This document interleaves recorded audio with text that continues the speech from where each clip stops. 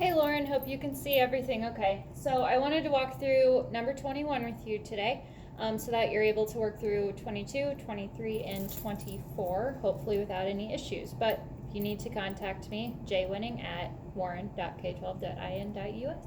Here we go. Okay, the first big thing that we need to mention here is that this is a problem that's going to require knowledge of order of operations. So parentheses, exponents, multiplication and division, and then addition and subtraction. So let's go ahead and write that up on the board so that we remember what order that goes in.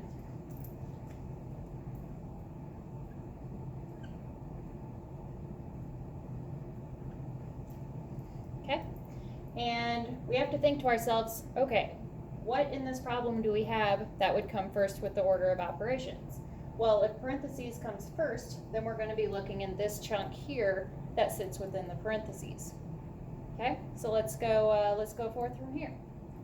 If you look over in the table on the left, there's a series of numbers, but the first one says that x equals 1. So we're going to start with x equaling 1. To show this, we're going to rewrite the problem.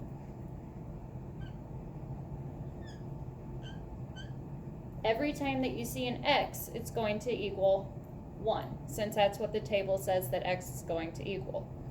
So we put that in by showing 2 times 1 minus 1 squared plus 3.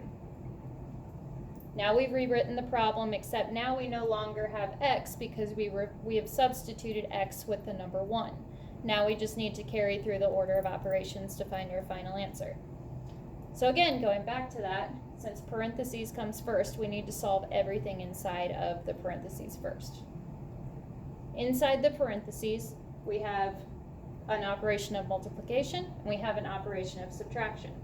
Multiplication is going to come first if you look again at our order of operations. 2 times 1 is 2 minus 1. And again, we're going to rewrite everything exactly how it was. If you're doing this correct, you'll start noticing a small funnel effect because we start eliminating numbers as we get closer and closer to our answer. Again, inside the parentheses, our next step is subtraction, so we're going to do that next step first. Y equals 2 minus 1, which is 1, squared, plus 3. Okay, getting smaller, you're noticing it's shrinking. Okay, we're finished with parentheses. Our next step is exponents. When we have an exponent above one of the numbers here, this just means that that says how many times we're multiplying the base number by itself. So we're multiplying 1 by itself twice, so that looks like 1 times 1.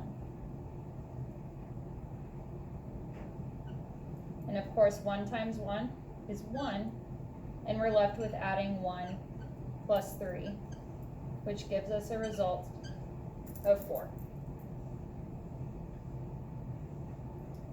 When you've completed the problem, you're going to go back to the table right next to the 1 and write a number 4 to show that when x equals 1, y equals 4. Hope this was helpful. Let me know if you need any other help.